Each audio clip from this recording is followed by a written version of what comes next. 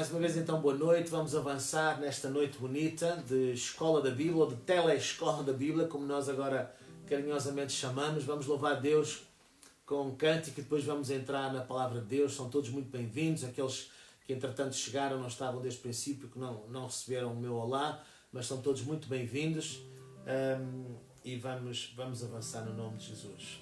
Aleluia. Pai, nós te damos graças, Senhor, por uma noite muito abençoada.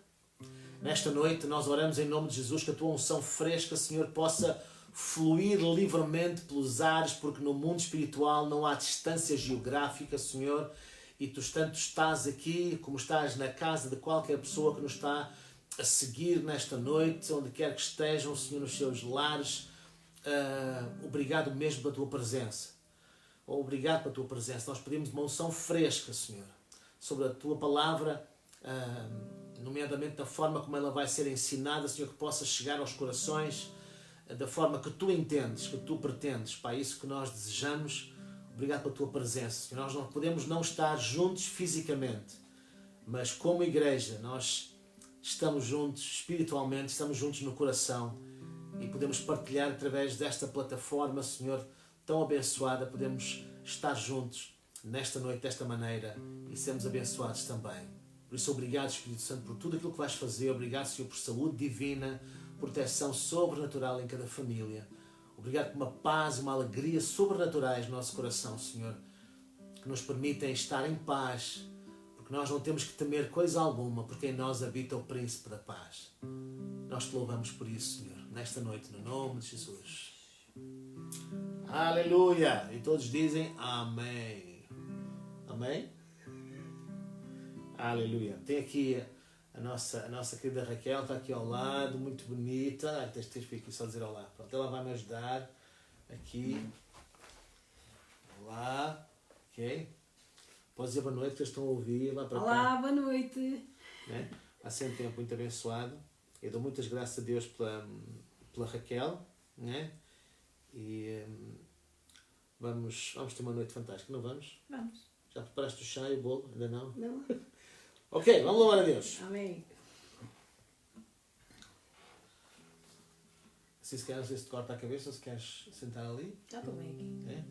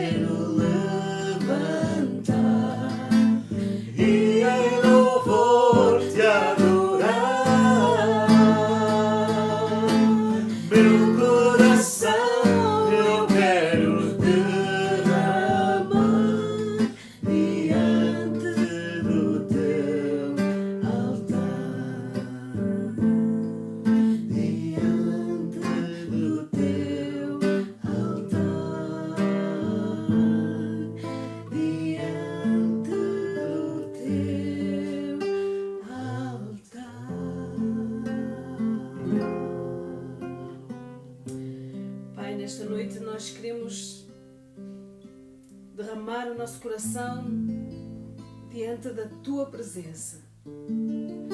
Nós queremos declarar que Jesus Cristo é o nosso Senhor. Jesus, Tu és o nosso Senhor.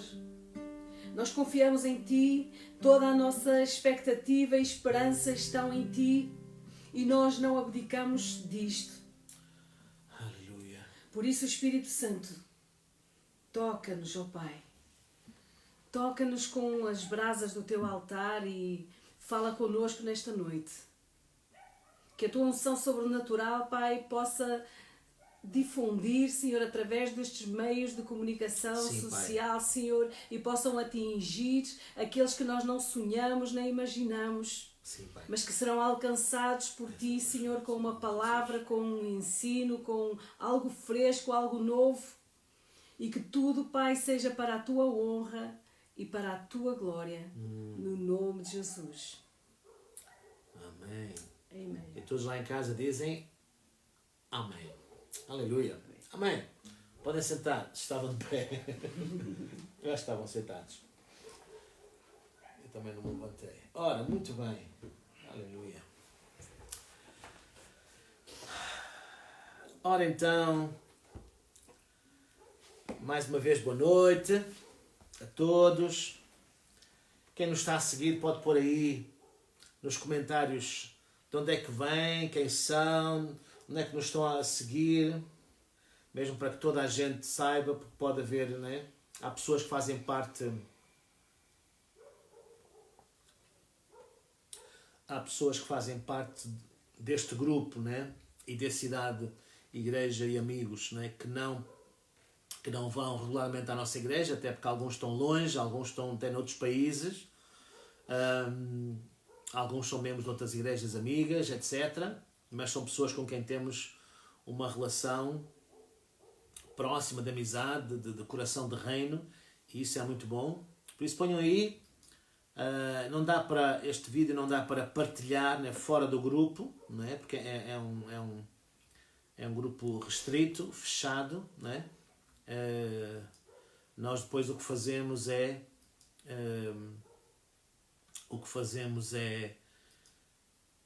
se acharmos, né, que a forma como a coisa correu e fluiu, né, a mensagem que Deus trouxe ao nosso coração, a forma como a coisa fluiu, depois se puder aplicar de uma forma genérica e geral, toda a gente, crente, não crente, etc. Então nós depois partilhamos, preparamos o vídeo no YouTube, publicamos no YouTube e também depois postamos na nossa página geral na igreja, e aí já podem partilhar à vontade, mas em direto, como se diz lá, live streaming, né? É só no grupo Identidade, Igreja e Amigos. Por isso vocês são os privilegiados de estarem a ouvir em primeira mão o que estamos a ministrar nesta noite. Então vão aí pondo comentários que quiserem, né? Dizendo onde é que estão a seguir-nos, e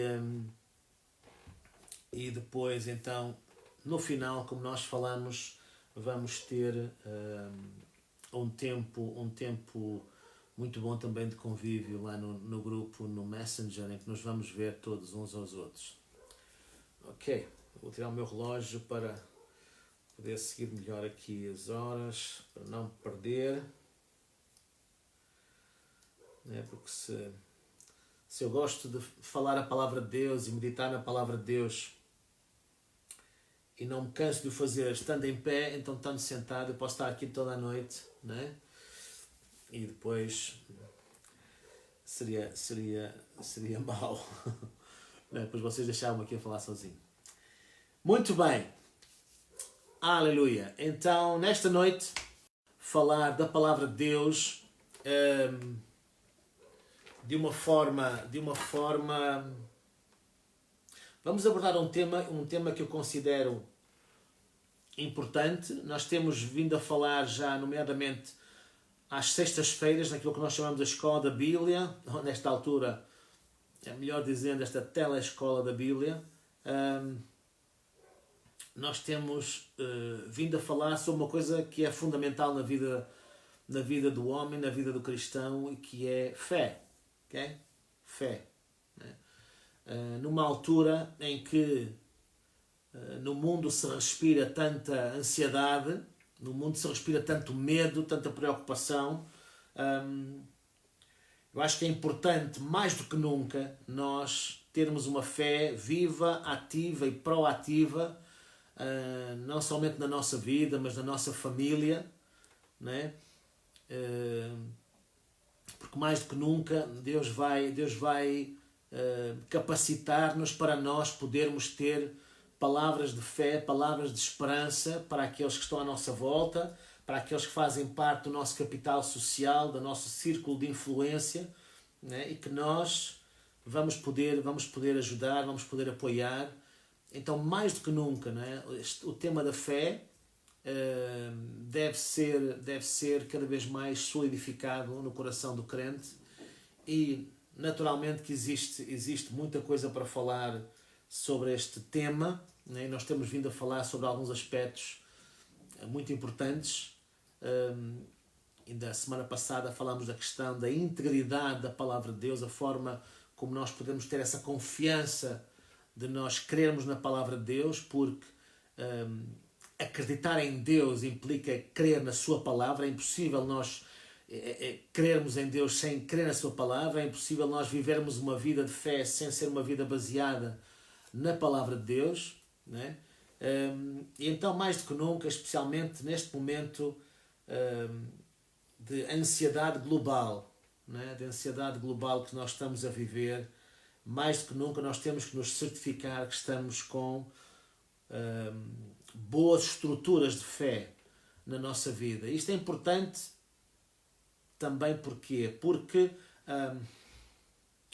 a nossa vida cristã e a nossa vida vencedora em Cristo, e ter uma atitude vencedora em Cristo, e nós temos chamado a esta série de mensagens, digamos assim,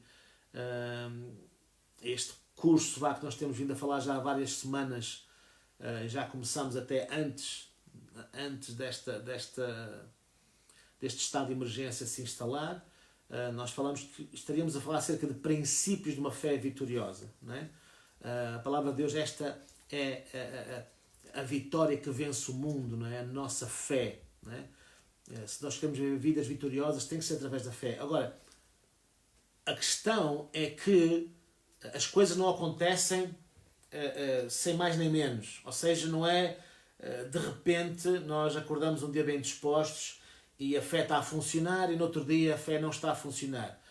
A fé sempre funciona quando é aplicada na palavra de Deus de uma forma proativa, de uma forma intencional, não é?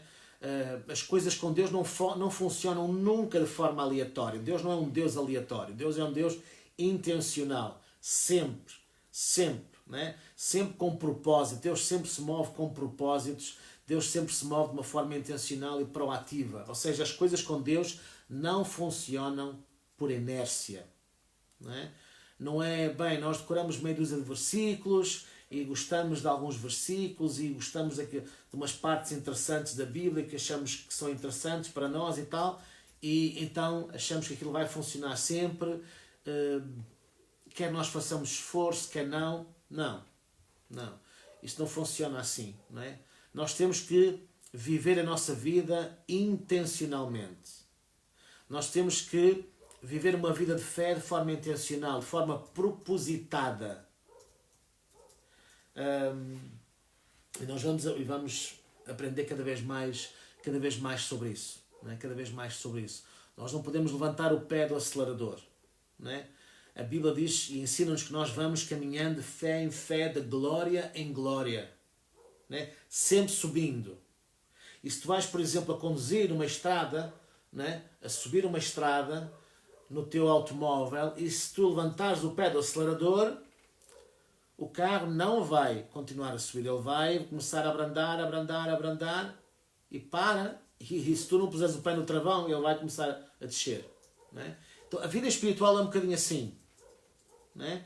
Não funciona por inércia, não é darmos um toquezinho na coisa e ela vai sempre sem parar, não temos que fazer mais nenhum esforço. Não. Nós temos que ser intencionais na nossa vida cristã, não é? E então a questão da fé, nós nunca podemos pensar, eu já ouvi falar sobre isso, ou eu já não sei quê.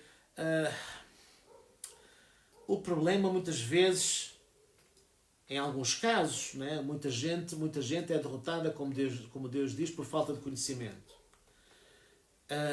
Mas, e se nós formos ver esse texto do livro de Oséias, no capítulo 4, realmente esse conhecimento não é tanto um desconhecimento normal, de falta de acesso ao conhecimento, mas recusa do conhecimento.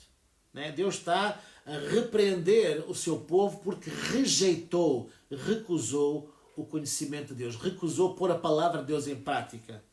Né? E então é isso que nós estamos aqui a falar. Nós temos que pegar na palavra de Deus realmente e com esforço, com dedicação, com trabalho. Né? É um trabalho de fé, é um esforço de fé. Né? É uma guerra espiritual, muitas vezes nós temos que travar, em que o nosso principal inimigo não é Satanás, o nosso principal inimigo muitas vezes não é o mundo, o nosso principal inimigo é realmente aquela pessoa que nós vemos ao espelho pela manhã, é realmente a pessoa que está sentada hoje na cadeira, no sítio, no sofá, lá onde nós estamos sentados. Somos nós mesmos. Né? Nós mesmos é que somos muitas vezes o nosso maior inimigo. Né? Nós mesmos é que estamos muitas vezes no caminho de alcançarmos a vitória. Nós muitas vezes é que somos a barreira para alcançarmos as vitórias que Deus tem para nós. Então, aquilo que eu gostaria é que ao falarmos deste tema de fé, né, nós realmente possamos sempre reforçar, né, mesmo que tu já sejas um cristão maduro, um cristão há muitos anos, né, que já ouviste a palavra de Deus, a Bíblia, né, desde o índice até aos mapas, de fio a pavio, etc. E conheces muitos textos da palavra de Deus. E aquilo que eu estava a dizer há bocadinho, o nosso problema muitas vezes não é tanto não conhecer, mas não praticarmos aquilo que nós conhecemos. Não pormos em prática aquilo que nós sabemos, é aquilo que muitas vezes nos impede e atrapalha de alcançarmos aquilo melhor que Deus tem para nós. Né? Mesmo, por exemplo, uma grande ponte, uma grande obra de engenharia, ao final de alguns anos, de tempos a tempos, tem que ter manutenção. Tem que ser lá as estruturas, ver como é que aquilo está, se for necessário reforçar aquelas estruturas, apertar bem aqueles parafusos, ver se tudo está muito bem, não é? Porque o tempo desgasta-nos, não é? As situações da vida desgastam-nos, não é? As batalhas que nós travamos deixam-nos sempre com algumas marcas, com algumas cicatrizes, desapontamentos, pessoas que nos traíram, pessoas que nos desapontaram, que nos desiludiram, pessoas que nos magoaram, situações que aconteceram na vida, não é? Muita coisa vem contra nós ao longo dos tempos, e cuja tendência, se nós não formos intencionais na nossa vida com Deus, é abater-nos, não é? É abater-nos, é desgastar-nos, e por isso, para que se cumpra a palavra de Deus, nós temos que pegar na palavra de Deus então e sermos mais intencionais. Não é? E nesta noite eu gostava só de conversar, não é? Porque, esta é mais uma conversa, não é? Uma conversa de amigos. Não é? À volta da palavra de Deus não há nada melhor do que falar da palavra de Deus com os amigos. Não é? Nada melhor. Falar de outras coisas também é bom, podemos falar com os amigos sobre comida, sobre futebol, sobre bons filmes, sobre bons livros, etc. Mas não há nada melhor do que estarmos à volta de amigos e conversarmos sobre a palavra de Deus, não é? E por isso eu gostava de conversar hoje convosco sobre algumas questões que eu acho que são importantes em relação à grande, mega, não é? Temática da fé. Né? E queria convidar-vos, quem tem Bíblia aí à mão, podem pegar na vossa Bíblia em papel ou então no smartphone, podem onde quiserem, no computador, e abrir em Romanos capítulo 10. Vamos abrir em Romanos capítulo 10. E eu gostava hoje de trazer até vós alguns pensamentos sobre questões do coração. Não vamos ter aqui nenhum programa, né, de aconselhamento matrimonial. Não vamos falar de questões amorosas, conjugais, não, isso pode ser para outra altura, né? Mas vamos falar da fé que é do coração. Vamos falar da fé que é do coração, isto porque muitas vezes nós confundimos fé com outra coisa, que podia chamar às vezes fezada, né? Fé é uma coisa, fezada é outra, né? Fé é uma coisa, desejar que algo aconteça, muito que aconteça, é outra coisa, né? São coisas distintas, né? E nós iremos ver, se não terminarmos hoje, depois avançaremos na próxima semana, na próxima vez que conversarmos sobre esta questão. É muito importante nós percebermos como é que a fé funciona a partir do nosso coração. E gostava de lermos aqui uns 3 versículos em Romanos capítulo 10, versículo 8. Penso que é um texto que a maioria de vocês já conhece, mas vamos abordar talvez aqui alguns aspectos mais específicos, e diz assim, eu vou aqui ler na minha tradução, na edição contemporânea de Almeida, pode ser um bocadinho diferente da vossa, mas no fundo vai dizer a mesma coisa. Romanos 10, entre os versículos 8 e 10, diz assim: mas o que ela diz, a palavra está junto de ti, está na tua boca e no teu coração. Esta é a palavra da fé que pregamos. Se com a tua boca confessares que Jesus é o Senhor e em teu coração creres que Deus o ressuscitou dentre os mortos, será salvo. Visto com o coração se crê para a justiça e com a boca se faz confissão para a salvação. Com o coração se crê para a justiça, com a boca se faz confissão para a salvação. Eu gostava de chamar a vossa atenção aqui no versículo 8. Diz que a palavra de Deus está junto de ti, onde? Na tua boca e no teu coração. E diz que esta é a palavra da fé que pregamos. A verdadeira palavra da fé.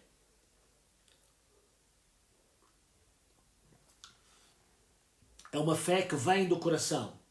E essa fé que vem do coração é realmente a fé que nos traz salvação. Porque diz no versículo 10 que é com o coração que se crê. É com o coração que se crê. E nós vamos perceber melhor aqui um bocadinho isto. Claro que o apóstolo Paulo não está a falar daquele músculo, né, que nós temos atrás do externo, ali entre os pulmões, e que bombeia sangue para todo o nosso corpo. Mas vamos perceber melhor, né, o que é que a palavra de Deus fala aqui quando fala acerca do coração. Esta é a palavra da fé que deve estar junto do teu coração e na tua boca. No versículo 9 diz que devemos crer com o coração. Né? É assim que vem a salvação. A salvação vem quando nós cremos com o nosso coração. Não é apenas um conhecimento mental, mas é algo mais profundo, é algo mais enraizado. O coração tem a ver com o centro do homem. Nós vamos já ver melhor um bocadinho isso. Tem a ver com o centro daquilo que é o ser humano. É com o coração que nós cremos. É algo, uma fé inabalável. Não basta apenas termos uma anuência, uma concordância mental com um determinado assunto.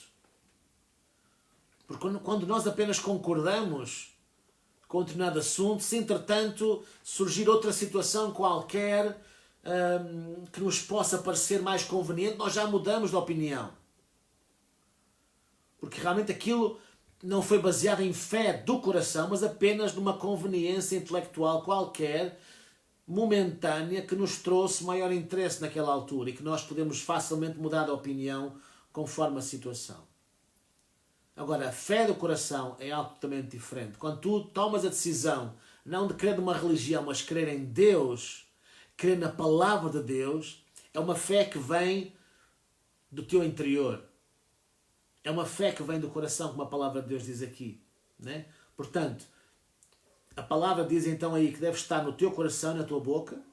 Diz que deves crer no teu coração. Para ser salvo tens que crer no teu coração que Jesus está vivo, que Deus o ressuscitou dos mortos, e depois confessar com a tua boca. E no versículo 10 fala também então que é com o coração que se crê. Jesus falou muito sobre isto, sobre a questão da fé. Jesus ensinou muito sobre a fé. Muito. Porque nós entendemos, né? Nós entendemos que o justo vive pela fé. E se nós entendemos que o justo vive pela fé, a fé é o centro do seu estilo de vida. Viver pela fé, viver na fé, viver em fé é algo que tem que ser perfeitamente normal. Mesmo que às vezes nós cremos em coisas segundo Deus e na palavra de Deus que por vezes podem não fazer muito sentido. Podem não fazer muito sentido. Né? Por exemplo, Jesus ensinou-nos, por exemplo, a orarmos e a crermos no impossível. Tudo é possível àquele que crê. Muito bem. E crê com quê? Com o coração. E tu muitas vezes vais e oras, e se por exemplo estás a orar, vamos supor, por alguém que está enfermo, e tu podes orar por alguém que está enfermo, e deves. Jesus disse lá em Marcos capítulo 16 que estes sinais seguiriam àqueles que, isso mesmo, àqueles que crescem. Né? E diz que ele vai e confirma a sua palavra. Quer dizer que a tua fé tem que estar de acordo com a palavra de Deus. Jesus não vai confirmar a tua opinião, ele vai confirmar a sua palavra. E estes sinais seguiriam aos que crerem. E um dos sinais é nós ministrarmos cura aos doentes. Ele pagou por isso. Ele pagou por isso. Como nós já vimos, e temos visto, quer falando sobre fé, quer quando falamos, né, há dias na questão da paixão de Jesus, né, quando Jesus foi chicoteado, a palavra de Deus ensina-nos que pelas suas feridas nós fomos sarados. Então nós devemos orar pelos enfermos.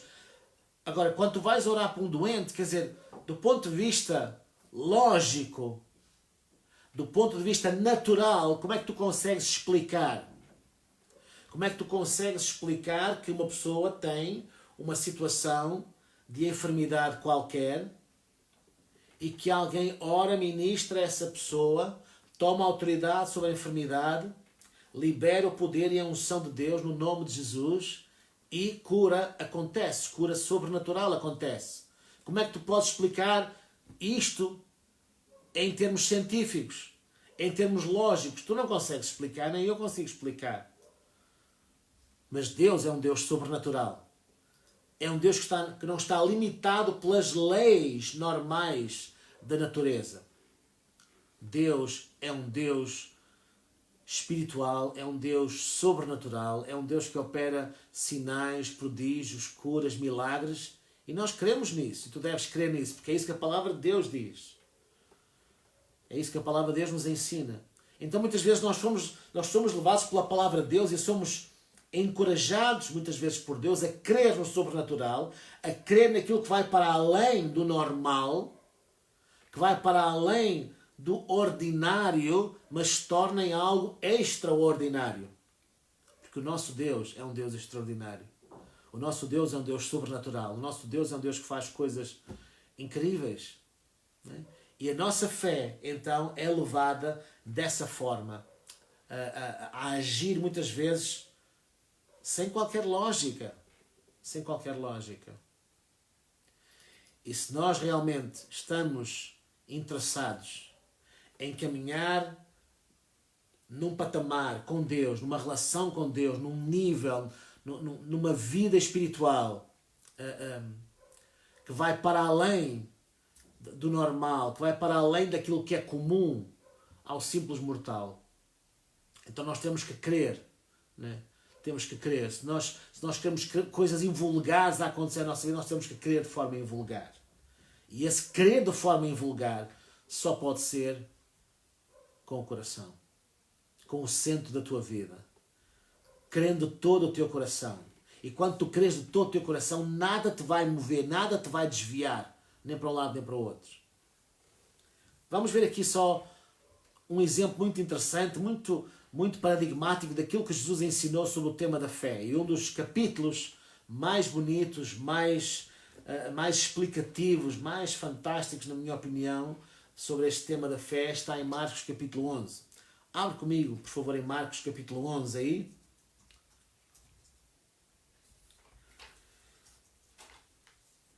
Marcos 11 passa-se poucos dias antes da festa da Páscoa, na qual Jesus depois foi crucificado e ressuscitado ao terceiro dia, aleluia. E então Jesus vai, lá a Jerusalém, todos conhecemos esse texto. Ele tem uma entrada triunfal em Jerusalém, uma semana antes da Páscoa. Depois existe aquela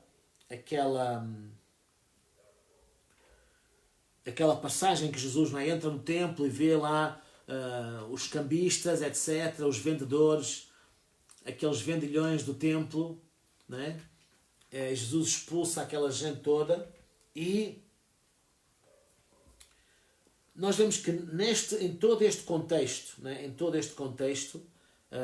diz a partir do versículo 12, que no dia seguinte, quando saíram de Betânia, Betânia era uma pequena aldeia, onde morava, por exemplo, Lázaro e as suas duas irmãs, e Jesus costumava, sempre que ia a Jerusalém, costumava ficar em Betânia, onde havia muita gente originária da Nazaré, da província da Galileia, e Jesus ficava muitas vezes em casa de alguns amigos. Quando ia depois a Jerusalém, ele ficava em Betânia, ficava ali pertinho, muitos poucos quilómetros, talvez 3, 4 quilómetros dos limites de Jerusalém.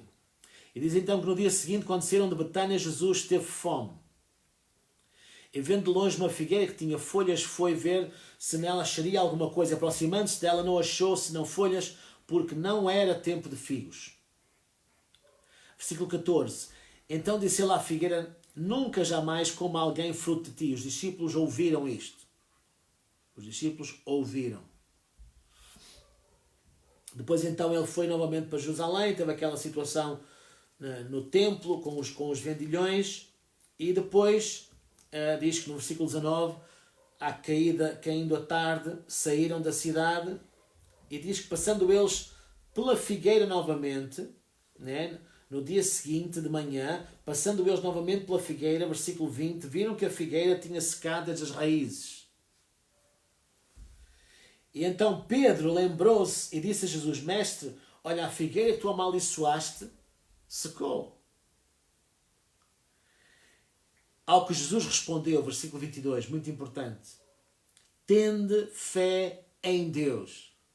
Ou como se diria no original, tende o mesmo tipo de fé que Deus tem. E como é que nós podemos ter o mesmo tipo de fé que Deus tem? Nós já vamos ver mais sobre isso. Mas começo já por te dizer que se a fé é uma fé, a verdadeira fé é uma fé baseada na palavra de Deus, Deus, quando opera em fé, Ele opera sempre em fé baseado na sua palavra. Deus tem fé na sua palavra. Deus, quando fala, quando declara, Ele fala baseado na sua palavra. No Salmo 138 diz que Deus exalta a sua palavra até acima do seu próprio nome. Penso que no versículo 2, por aí. E depois ele diz no versículo 23, em verdade vos digo, muita atenção então aqui a chegar ao ponto importante aqui que nós queremos salientar. Em verdade vos digo que se alguém disser este monte, ergue-te e lança-te no mar, e não duvidar em seu coração, mas crê que se fará o que diz, lhe será feito. Por isso vos digo que tudo o que pedirdes em oração, crede que o recebestes e será vosso. Então, no versículo 23, nós vemos aqui, quando Jesus diz, em verdade vos digo, se alguém disser este monte, ergue-te, lança-te no mar, e não duvidar em seu coração. Não duvidar em seu coração, mas crer. Portanto, repare que a verdadeira dúvida que nos derrota é a dúvida do coração. Ou melhor, diríamos, a dúvida no coração. Tu podes agir em fé mesmo sendo bombardeado com pensamentos da tua mente. Tu podes agir em fé. Vou repetir que isto é muito importante. Muito importante. Que há pessoas que pensam só porque estão a receber um pensamento qualquer, só porque são atacados por um pensamento qualquer de dúvida, acham que a sua fé já não está a funcionar. Só porque são atacados por uma sensação física de dúvida, de receio, de ansiedade, não sei o quê, acham que a sua fé já não pode funcionar. Nada disso. Nada disso. Nada disso. Porque nós entendemos quando a palavra de Deus nos ensina que o homem em Cristo vai viver pela sua fé e não pela vista, né? Está a falar que o homem vitorioso em Deus, ele vai fomentar, ele vai basear, ele vai alicerçar a sua fé, não nem do ponto de vista físico, nos seus sentidos físicos, né? Na visão, na audição, no olfato, paladar, tato, etc. Ele não vai basear a sua fé nos seus sentidos físicos. Também ele não vai basear a sua fé num conhecimento geral que ele recebeu na sua mente, no seu intelecto, por exemplo, ok? Ou alguma sensação que ele tem nas suas emoções, né? E tantas vezes ouvimos crentes, né? Crentes em Cristo Jesus, crentes que deviam saber mais, movendo-se muitas vezes mais baseados nas suas emoções do que na palavra de Deus. Muita gente vivendo, usando muitas pessoas, eu não sinto disto, eu não sinto daquilo. Tu não tens que sentir ou não sentir. Tu quando oras por alguém não tens que sentir ou não sentir. Tu quando oras por um assunto qualquer, tu não tens que sentir ou não sentir. Porque a tua fé não se baseia em sensações, mas baseia-se na palavra de Deus. Então, tu não tens que ser guiado nem pelos teus sentidos físicos, nem por uma informação mental que foi recebida, ou do ponto de vista intelectual, do ponto de vista emocional, etc., que foi recebida na tua mente, nas tuas emoções. Satanás muitas vezes tem acesso a bombardear a tua mente com pensamentos. Ele não lê a tua mente, ele não conhece o que estás a pensar. Satanás funciona por sugestão. Ele bombardeia-te com pensamento, ele lança-te um pensamento qualquer e mediante a tua reação ele vai perceber o que é que estás a pensar. Mediante a tua reação ele vai perceber como é que está a tua condição espiritual. Satanás não tem acesso ao teu espírito, aí mora o Espírito Santo. Satanás não tem acesso a ler o teu pensamento. Satanás tem acesso a lançar-te pensamentos. E mediante a tua reação aos pensamentos, então ele vai perceber em que nível espiritual é que tu estás, como é que está o nível da tua fé. Né? Portanto, tu não tens que ser baseado nessa forma. Tu podes, a tua informação sensorial pode ser negativa. Os pensamentos que te estão a chegar, seja por uma informação visual, auditiva, seja por pensamentos lançados pelo inimigo, seja lá pensamentos carnais, seja lá o que for, tu não tens de basear nesse tipo de informação. A palavra de Deus diz que tu não deves duvidar com o coração, mas crer com o coração. Tu podes estar a receber pensamentos de dúvida que o inimigo levanta à tua mente, e o inimigo sempre vai questionar tudo aquilo que Deus te quer dizer, toda a informação que Deus te quer passar, sobre a qual tu te deves basear. O inimigo sempre vai questionar isso. Essa é a sua forma de trabalhar. Desde o Éden sempre foi assim. Ele virou-se para Adão e Eva e perguntou: mas será que Deus disse mesmo que não podem comer? Que não podem tocar? Será que Deus disse mesmo? Quando ele tentou Jesus no deserto, não é? Naquele período, logo após Jesus ter sido batizado com o Espírito Santo, Satanás veio logo questionar: se tu és o Filho de Deus. Satanás sempre vem questionar a tua identidade, mas a tua identidade, quem tu és em Deus, aquilo que tu tens em Deus, aquilo que tu podes fazer em Deus, não tem nada a ver, não tem que ser baseado, nem alicerçado, nem em nenhuma informação sensorial, nem em nenhuma informação mental, intelectual, mas na informação que tu tens enraizada no teu coração.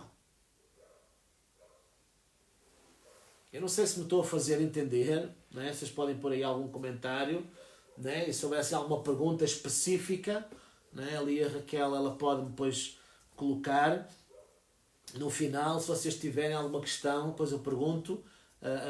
A Raquel vai tomar nota se houver alguma questão que vocês queiram colocar sobre este assunto, porque isto é muito, muito, muito importante, né? Tu podes agir em fé com dúvida na tua mente.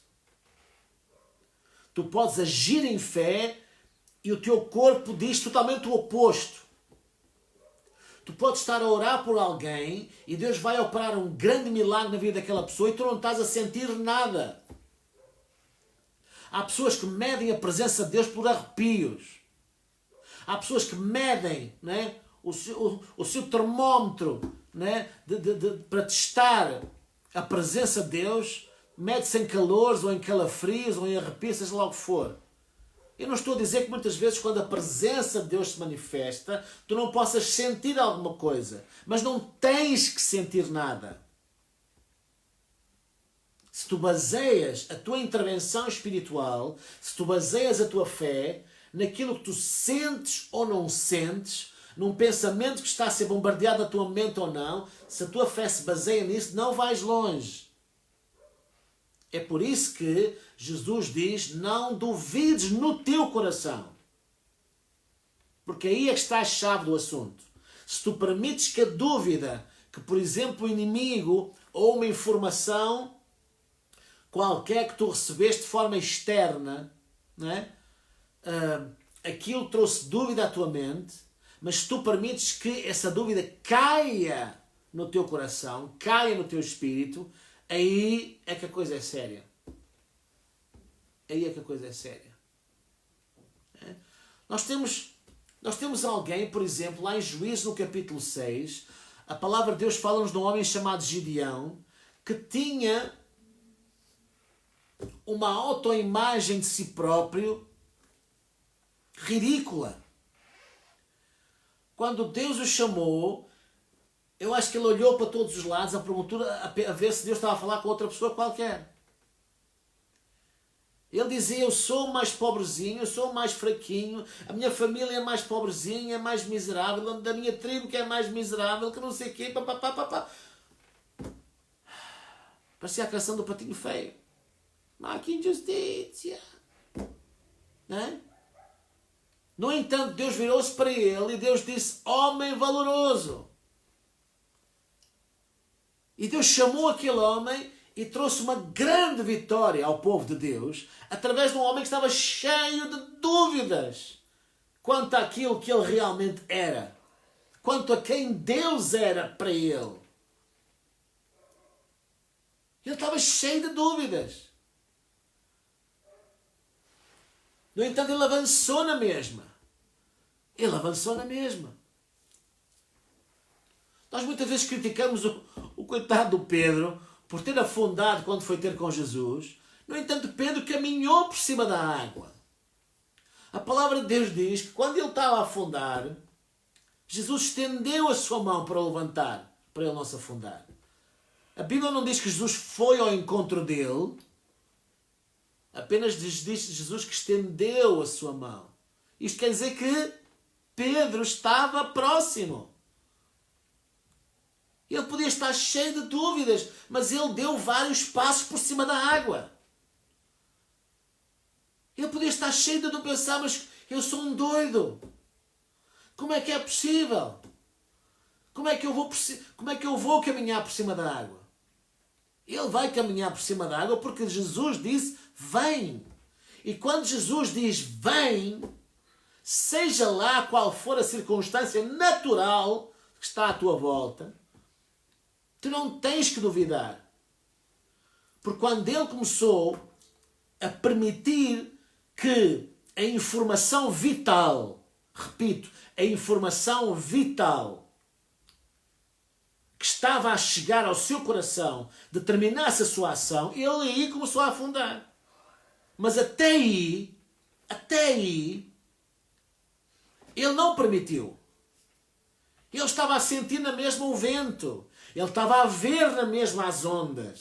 Ele estava a sentir na mesma, né, toda aquela tempestade, todo aquele ambiente à sua volta. Ele estava a olhar para si mesmo e a ver-se a caminhar por cima da água. No entanto, ele não permitiu que aquela informação sensorial ditasse o seu curso, ditasse a sua ação. Ele não permitiu que aquela informação vinda pelos sentidos, aquilo que eu chamo essa informação sensorial, se transformasse em informação vital. Porque ele, quando permitiu que isso acontecesse, ele começou a afundar. E é isso que acontece na nossa vida. Nós podemos estar a sentir, seja lá o que for. Nós podemos estar a ver, seja lá o que for. Nós podemos estar a olhar para o extrato bancário e achar, meu Deus, como é que eu vou resolver isto? Nós podemos estar a olhar e ver para as despesas que temos de pagar, mas como é que eu vou vender isto? Como é que eu vou vencer isto? Podemos estar a sentir dores terríveis no corpo, como é que eu vou vencer esta enfermidade? Podemos estar a ver situações à nossa volta, um está doente ali, outro morreu acolá, outro não sei o quê, não é? Certeza que eu serei o próximo, muitos dirão. Porque eu sou de risco. Porque eu tenho não sei o quê. Porque na minha família alguém também teve tuberculose, teve pneumonia, já tive não sei quantos. Papapá. Eu não estou a dizer que tu não tens de tomar precauções. Claro que sim, nós não somos estúpidos. Deus entre as nossas orelhas dá-nos uma coisa chamada cérebro. Não te ponhas a pegar na serpente e depois a chamar de fé. Repito, não te ponhas a pegar na serpente intencionalmente e depois digas que é fé. Não. Não. Se a serpente te morder inadvertidamente, então tu ages em fé, sacodes a serpente como o apóstolo Paulo fez e vais em frente. Em fé, no nome de Jesus, e nada te vai tocar. Agora não te ponhas ali a ver se... eu vou pegar aqui na serpente, não é? Eu vou meter aqui... à volta aqui, toda esta gente está para aqui a tossir e a espirrar, vou ver e tal, vou lá para fora sem estar protegido, vou contrariar, né? Vou contrariar todas as indicações, não sei o quê. Não, isso é ser ridículo. Isso é ser ridículo. Agora, tu não podes permitir que essa informação que tu recebes, né? E se tu tens os noticiários ligados muitas vezes ao longo do dia na tua televisão, tu vais ouvir noticiários, né? De manhã à noite, né? Vais ouvir situações de quantos mortos, quantos infectados, quantos não sei o quê, papapá. Agora, isto está a acontecer todos os dias. Em todas as partes do mundo quase. Mas tu não vais permitir que isso afete a informação vital que está no teu coração. E a informação vital que tem que arder no teu coração é esta. Esta é que é a informação. As boas novas. Não é as más novas, as más notícias, não é? Que vêm dos canais informativos, que vêm por todos os lados. Não, é fé do coração. Não duvidar no coração, mas crer no coração. Isto é muito importante. Já vimos há bocadinho.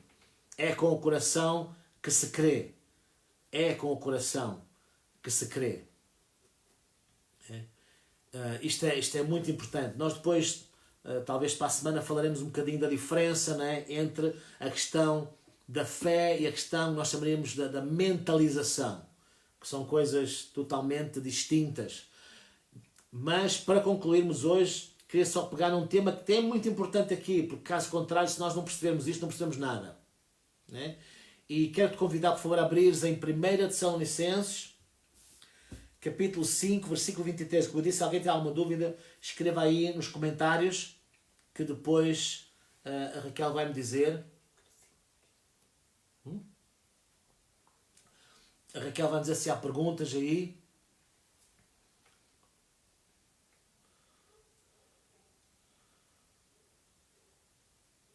Aleluia.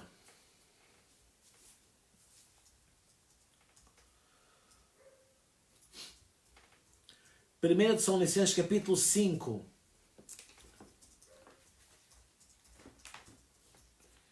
vamos entender uma coisa, eu acho que muitos entenderão, mas talvez outros não entendam bem. Por isso, tu estás a aprender e ouvir para ti e também depois para ensinares outros. Né? Ensinares outros. Onde é que eu disse que era? 1 de Tessalonicenses, exatamente. Capítulo 5. Versículo 23. 1 de Tessalonicenses, capítulo 5, versículo 23. O mesmo Deus de paz vos santifique completamente, e todo o vosso espírito, e alma, e corpo, sejam plenamente conservados e irrepreensíveis para a vinda do nosso Senhor Jesus Cristo. Então nós vemos aqui que o homem é constituído por 3 partes. E aqui não estamos a falar de cabeça, tronco e membros, apenas do ponto de vista físico. Estamos a falar do ponto de vista global, total. O homem é constituído, como diz aqui, por espírito, alma e corpo. Espírito e alma e corpo. Espírito é aquilo que nós realmente somos. É aquilo que nós realmente somos. É o nosso verdadeiro eu. Nós somos seres espirituais, criados à imagem, vamos já ver, de um Deus que é um Deus espiritual também. Eu gosto muito de uma expressão que o apóstolo Paulo ele utiliza aqui em 2 Coríntios 4,16. 2 Coríntios 4,16.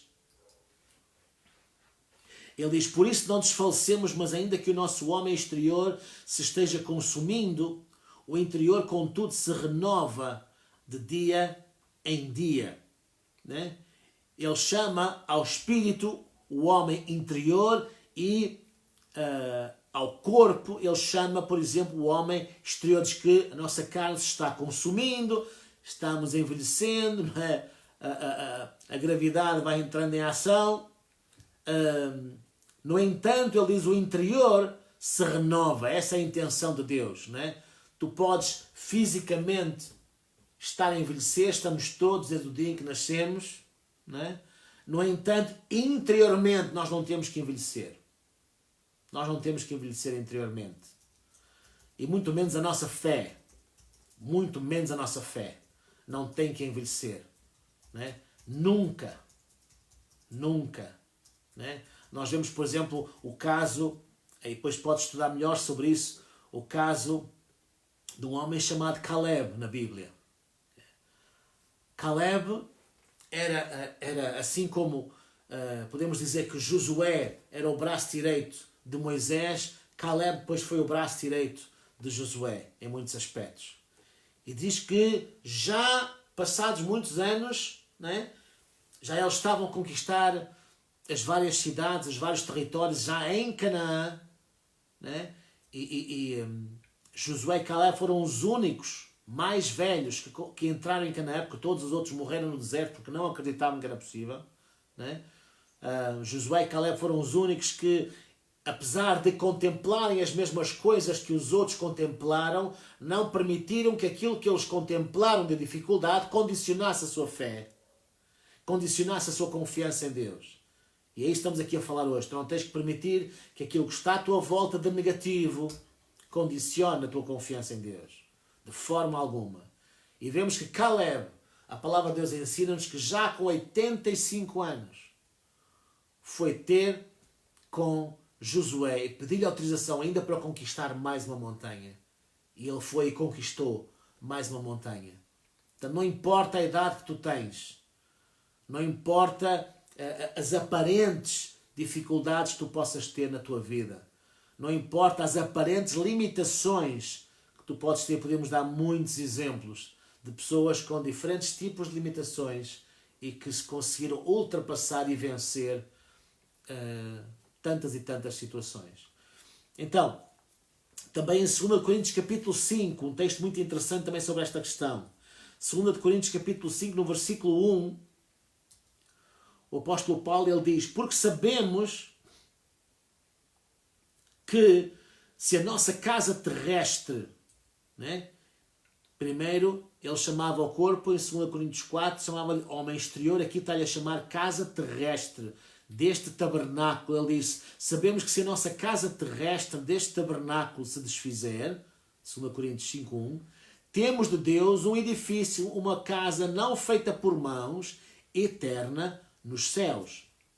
Mais abaixo, no versículo 6 até o 8, ele diz assim, temos, portanto, sempre bom ânimo, sabendo que, enquanto estamos presentes no corpo, estamos ausentes do Senhor. Porque andamos por fé, mais uma vez aqui, e não por vista. Tendo bom ânimo, mas desejamos antes estar ausentes deste corpo para estarmos presentes com o Senhor. Então nós vemos aqui que ele diz, este nós, o nosso verdadeiro nós, vive dentro de uma casa terrestre. Sabemos que se a nossa casa terrestre se desfizer, temos de Deus um edifício diferente. Temos, portanto, bom ânimo. Embora estamos presentes no corpo, estamos ausentes no Senhor. Portanto, repara que ele separa o nós, ou o eu, o verdadeiro eu, da casa terrestre, ou deste corpo. Como ele diz no versículo 8, tendo bom ânimo, desejamos, ou eu desejo antes, estar ausente deste corpo. Eu quero estar ausente deste corpo. Eu vou repetir. Eu quero estar ausente deste corpo. Quer dizer que este corpo e eu somos coisas diferentes. O apóstolo Paulo ensina-nos, inspirado pelo Espírito Santo, que este corpo, ou a nossa casa terrestre, como ele chama no versículo 1, e o nosso verdadeiro eu são entidades distintas. São coisas diferentes. São coisas diferentes. As pessoas, naturalmente, nos conhecem por aquilo que veem. As pessoas à nossa volta, eles não veem o nosso espírito. Não veem mais nada a não ser o nosso exterior. Só que às vezes nós ficamos tão envolvidos no aparente e no externo que confundimos as duas coisas. Tu podes conhecer, por exemplo, uma pessoa. Eu imagino, por exemplo, eu lembro-me, há muitos anos, quando eu tinha talvez 13, 14 anos, eu tinha um casacão, um quispo, nós podemos chamar em geral, que eu gostava muito. Era comprido, era bom para a chuva, porque naquele tempo, né, nem que chovesse, adolescente nunca andava com guarda-chuva, né, porque parecia mal, não é verdade? Então, tínhamos que andar assim com umas gabardines, ou assim uns casacões mais compridões, e eu tinha assim um desses casacões que eu gostava muito, era assim era de cor bordeaux, tinha assim uma gola muito bonita, não sei o quê, uns bolsos especiais, eu gostava daquilo, eu andava todos os dias com aquilo. Eu podia vestir qualquer outra roupa, qualquer outra camisola, qualquer outra calça, sapatos, sapatilhas, camisa, lá o que fosse, mas eu levava sempre à escola aquele casacão bordeaux. Ou seja, qualquer colega meu, qualquer professor, porque era um casacão fora do habitual, né? Fora do habitual, né? Já faz lembrar o José com o seu casaco especial de muitas coisas, que ele não tinha muitas coisas, só tinha uma cor, né? Mas era uma cor fora do habitual, com um feitio fora do habitual, e qualquer pessoa na escola que me conhecesse ao longe, vendo aquele casacão, já sabia que era eu. Agora, seria ridículo eu pousar o meu casaco, por exemplo, como muitas vezes fazia, em cima de um sítio qualquer para ir jogar a bola, no recreio, e vir alguém, uma professora, um colega, e sentar-se ao lado do casaco e começar a falar com o casaco como se fosse eu. Isso seria ridículo, não é? Mas da mesma forma, muitas vezes, nós achamos que o nosso corpo, que é a nossa casa terrestre, que é o casaco que nós usamos enquanto estamos a viver nesta terra desta forma, confundimos, não é? Confundimos as duas coisas, e mais do que confundimos as duas coisas, não é? Isso vê-se, por exemplo, muito nas questões de funerais, etc. Não é? Mas mais do que isso, nós permitimos que a informação que o nosso corpo recebe através dos 5 sentidos determine a nossa ação. E isso não pode acontecer. Isso não pode acontecer. E para concluir, nós entendemos, né, nós entendemos que, então, o nosso verdadeiro eu, então, não é o nosso corpo, é sim o homem interior. O nosso corpo, como eu disse, é apenas a casa, né, em que nós vivemos enquanto estamos aqui, porque o nosso verdadeiro eu, o nosso verdadeiro nós, é um ser espiritual. Porquê é que somos um ser espiritual? Porque fomos criados à imagem e semelhança de um Deus espiritual. A palavra de Deus diz em João capítulo 4, versículo 24, que Deus é espírito. Deus é espírito. E o homem foi criado, como diz lá em Gênesis capítulo 1, versículos 26 e 27. Diz que o homem foi criado à imagem e semelhança de Deus.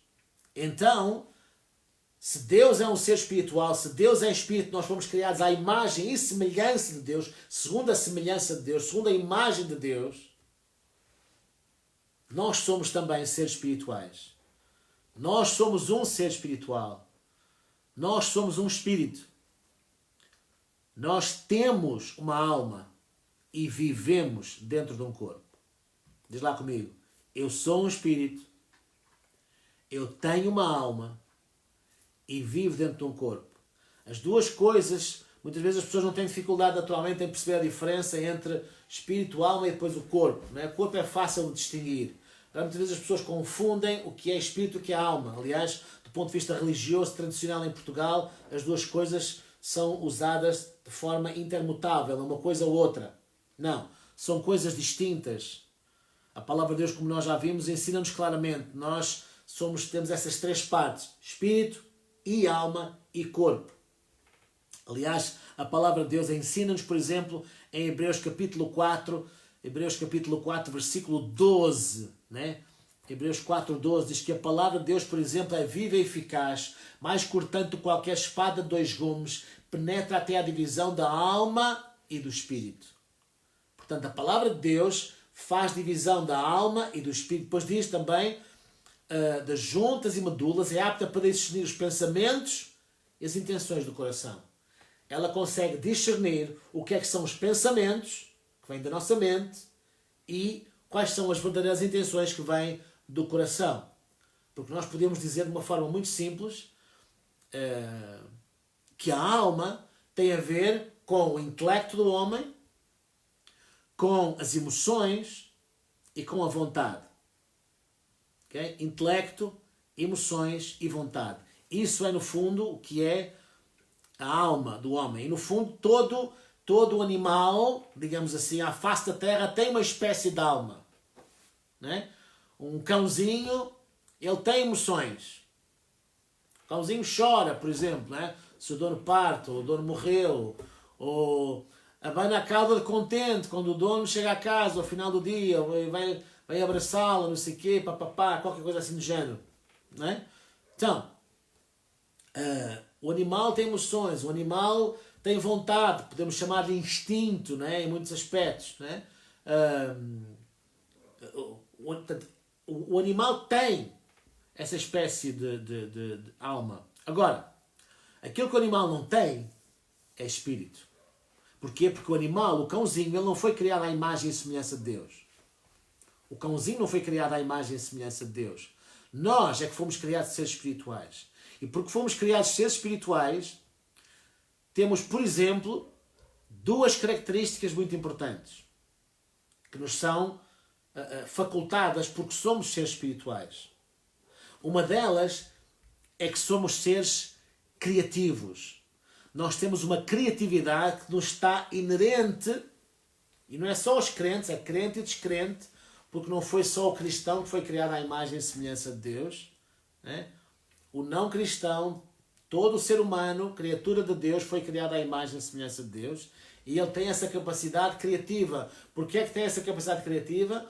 Porque é um ser espiritual e que foi criado à imagem e semelhança de um Deus criador. Então o homem cria, o homem evolui mentalmente. Né?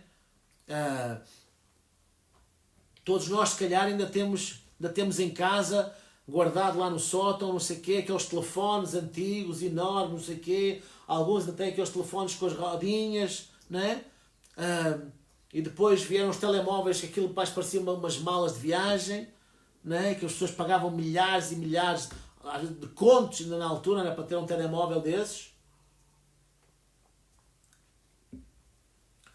Né? E depois vieram os telemóveis muito pequeninos. Só que agora depois as pessoas querem fazer muita coisa com o telemóvel, já querem transformar o telemóvel num computador, então já vêm telefones maiores, diferentes, já sem teclas, mas só com o ecrã, não sei o quê, papapá. O homem evolui. Né? Há 200 anos andavam de carroça e a cavalo, hoje vão à Lua, mandam sondas para Marte, para não sei para onde. Né? Portanto, o homem evolui. Porquê? Porque é criativo, foi criado à imagem e semelhança de um Deus Criador. O animal não tem essa capacidade. O animal, quando muito, tem uma capacidade de se adaptar, né, a um habitat diferente, por exemplo, qualquer coisa assim do género. Agora, em condições normais, a lebre faz a toca hoje como fazia há 2, 3 mil anos atrás. Né?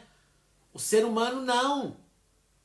O ser humano não faz hoje os prédios, as suas casas, como fazia há 2, 3 mil anos atrás. Não, de forma alguma. De forma alguma. Né? E ainda bem. Ainda bem. Agora, o animal não tem essa capacidade. A outra coisa que é permitida ao homem e que está inerente ao homem por ser um ser espiritual, por ser um espírito, é que ele ora. Ele nasce com uma necessidade de adorar. Todo ser humano. Todo ser humano nasce com esse vazio dentro de si e que ele busca preencher das mais variadas formas. Né? Porque o Criador deixou lá a sua marca. O Criador deixou lá um espaço que o homem tenta preencher das mais variadas formas. E nós estudamos isso na história. Qualquer criança, na história, na escola, estuda essas áreas na história. Né? Como é que a coisa se fazia. Né? Então,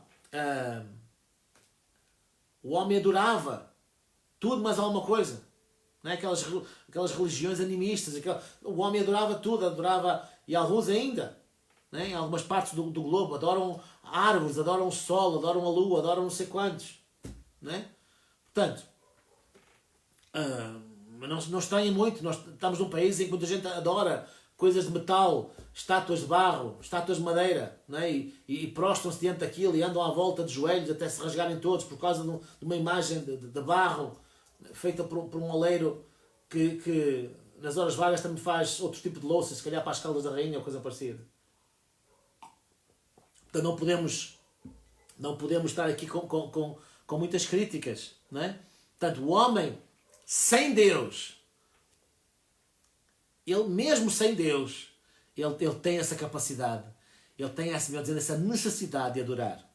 Né? Agora, esse vazio que eu falei só vai ficar preenchido, só vai trazer paz ao coração do homem. E nós vemos o ser humano mesmo hoje em dia tenta preencher esse vazio de mais variadas formas. Uns tornam-se workaholics, né? Quer dizer, só vivem para o trabalho.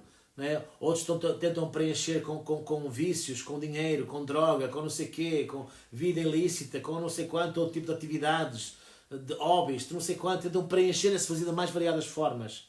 Mas só vão ter paz, só vão estar completos, né? Quando dentro do seu coração esse espaço, esse vazio for preenchido com Deus. Né? Só aí é que eles vão estar completos. E é aí que nós temos então que entender que o homem tem essa capacidade, o homem tem dentro de si esse espírito que é o seu coração. Esse espírito que é o seu coração. O apóstolo Pedro, em 1 Pedro 3,4, ele chama-lhe o homem encoberto do coração, o homem interior. Né? O homem encoberto, o íntimo do coração. Também em João, nós vemos que o Espírito é a parte do homem que nasceu de novo. Quando nós nascemos de novo, não é o nosso corpo, não é o nosso intelecto que nasce de novo, é sim o nosso ser espiritual. Em João 3,6, diz: aquele que é nascido da carne é carne, aquele que é nascido do Espírito é Espírito. Em Ezequiel capítulo 36, já Ezequiel profetizava sobre essa situação. Ele dizia, também vos darei, versículo 26, também vos darei um coração novo e porei dentro de vós um espírito novo. Né? Espírito e coração, sinónimos na Bíblia. E tirarei da vossa carne o coração de pedra e vos darei um coração de carne. Fala uma nova natureza. Né? Ou seja, Ezequiel está aqui a profetizar acerca do novo nascimento que viria muitos anos depois apenas com Jesus. E depois ele diz no versículo 27, ainda porei dentro de vós o meu espírito, farei que andeis nos meus estatutos e guardeis as minhas ordenanças e as observeis. Isto é muito importante. Então, depois do novo nascimento, nós nascemos de novo. A verdadeira fé opera no coração. Né? Agora, para que essa fé opere no nosso coração de uma forma mais plena, nós precisamos fazer uma coisa muito simples que se chama renovar a nossa mente com a palavra de Deus. A nossa mente não nasceu de novo. A nossa mente precisa ser lavada, renovada, transformada, restaurada constantemente com a palavra de Deus. Foi isso que o apóstolo Paulo ensinou aos Romanos no capítulo 12 e no versículo 2, quando ele diz, não vos conformeis com este mundo. Ou seja, não adoteis a forma do mundo, não penseis como o mundo pensa, não sintam como o mundo sente, não ajam como o mundo age, mas transformai-vos. Né? No original grego a palavra metamorphos, né? Temos que ter essa metamorfose espiritual que acontece a partir da, como ele diz, transformai-vos pela renovação da vossa mente para que experimenteis qual a boa, agradável e perfeita vontade de Deus. Então, quando a Bíblia fala em crermos com o coração, está a falar de crermos com o nosso espírito, né? E crermos com o nosso homem interior. Não vamos ficar hoje por aqui, porque isto é tão importante, nós temos alguns aspectos que queremos cobrir, mas não vamos andar aqui a correr nem prolongar mais. Teremos mais tempo, né, para falar sobre estes assuntos que são tão importantes, porque isso é vital para a nossa vida. Se nós não entendermos estas diferentes operações daquilo que compõe o corpo do homem, a sua carnalidade, muitas vezes, a questão da renovação da nossa mente, a forma como nós devemos entender as nossas emoções, também a nossa vontade, como é que nós devemos gerir tudo isso, de forma a que o nosso espírito receba essa informação vital que vem da palavra de Deus, de forma a nós possamos crescer em fé, entendendo que essa verdadeira fé é a fé que opera no coração, que não tem que estar sujeita, né? Que não tem que estar sujeita. Agora, é muito mais fácil quando nós entendemos a operação da nossa carne, quando nós entendemos como é que a nossa mente deve ser renovada, como é que nós devemos ter as nossas emoções submissas, né, à palavra de Deus. É bom termos o intelecto, ainda bem que temos o intelecto, é muito bom termos uma vontade, ainda bem, devemos ser pessoas determinadas em fazer as coisas certas, é bom termos emoções, né? É muito bom, né? Agora nós não somos chamados para fazer e permitir, né, que essas partes que também nos compõem venham determinar a nossa intervenção. Não duvidem no vosso coração, disse Jesus lá em Marcos, mas creiam no vosso coração. Deixa que a palavra de Deus, né, deixa que a palavra de Deus, com a qual tu vais renovar a tua mente, a qual vai trazer vida à tua carne. Vê que a palavra de Deus opera tanto no corpo como na mente e depois também vai guiar o teu coração, vai encher o teu coração e vai te ajudar cada vez mais a caminhar nos princípios de Deus e a viveres aquela vida que Deus tem para ti. Vamos orar. Pai, no nome de Jesus, eu quero dar-te graças pela tua palavra. A tua palavra é, como realmente diz no Salmo 119, essa lâmpada nos nossos pés, essa luz que ilumina o nosso caminho. E nesta noite, Senhor, eu quero orar por todos quantos nos estão a ver e a ouvir neste momento. E eu oro que a tua palavra, Senhor, possa cair em bom solo. Eu oro, Pai, no nome de Jesus, conforme está escrito, que a tua palavra não volte para trás vazia, mas que opere em cada vida conforme a sua necessidade. Eu não conheço, Pai, as pessoas onde A tua palavra está a chegar e tem chegado neste momento. Eu não conheço, mas tu conheces. Tu conheces profundamente, Senhor, cada pessoa, cada família. Tu conheces cada desafio, cada situação que está a assolar, que está a atacar, Senhor, no nome de Jesus. Toda a gente está a passar por desafios, toda a gente, Senhor, está a passar por situações, se calhar, que gostariam que estivessem diferentes. Ajuda-nos, Pai, a ter essa sabedoria de buscar nas Escrituras a tua sabedoria. Nós queremos, Senhor, que aquilo que tu pensas venha cada vez mais a influenciar os nossos pensamentos. É isso que nós desejamos, Pai, cada vez mais, no nome de Jesus. Que a tua palavra nos ilumine, que a tua palavra, Senhor, nos ajude a renovar a nossa mente. Obrigado mesmo, Pai, pela forma como nós podemos caminhar vencendo qualquer situação. Nós podemos caminhar, Senhor, não sendo submissos às informações sensoriais que nós recebemos, não sendo submissos aos pensamentos, muitas vezes, de dúvida que o inimigo lança contra nós, de medo, de ansiedade, seja lá o que for, diante, seja da situação presente que o mundo atravessa neste momento, seja um problema qualquer, Senhor, no nome de Jesus. Questões de ordem material, questões de ordem física, questões de ordem familiar, Senhor, seja em que situação for, ordem profissional. Ajuda-nos a aplicar a tua palavra. Porque tu dizes, Senhor, que quando nós estamos em ti e as tuas palavras estão em nós, nós então teremos uma vida de oração com sucesso e receberemos tudo aquilo que nós pedirmos de acordo com a tua palavra, Pai. E dou-te graças por isso. Eu louvo-te por cada vida, Senhor, que me está a ouvir neste momento. Eu louvo-te pela tua proteção sobrenatural sobre cada um deles. Falo vida e vida com abundância, Senhor. Nós não temos que ter aqui à nossa frente as pessoas para orarmos por elas. Está escrito, Senhor, no Salmo 107, versículo 20, que tu envias a tua palavra e saras. Por isso, no nome de Jesus, eu te dou graças, Senhor, por vidas restauradas, saúde restaurada. Saúde restaurada, Senhor. A tua palavra diz em Jeremias, Senhor, que tu saras as nossas feridas e restauras a nossa saúde. Por isso, no nome de Jesus, Senhor, que tu possas restaurar a saúde daqueles que possam estar enfermos, no nome de Jesus. Sara toda a ferida, Senhor, sara toda e qualquer enfermidade, restaura a saúde, Senhor.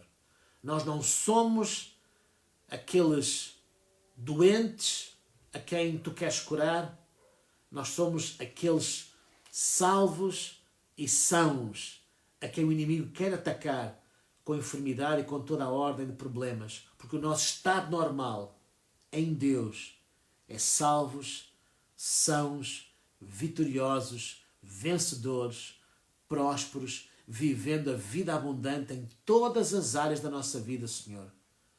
Em todas as áreas. A começar na nossa própria vida espiritual, na nossa comunhão contigo, nossa intimidade contigo e cumplicidade contigo. Por isso, Pai, eu oro que a operação da tua palavra opere plenamente na vida de cada um daqueles que nos está a ouvir, Pai, neste momento. Que eles todos sejam cheios, como Paulo orou pelos Efésios, Senhor, eu oro por cada um dos meus irmãos, que todos eles sejam cheios da plenitude de Deus. No nome de Jesus. Amém.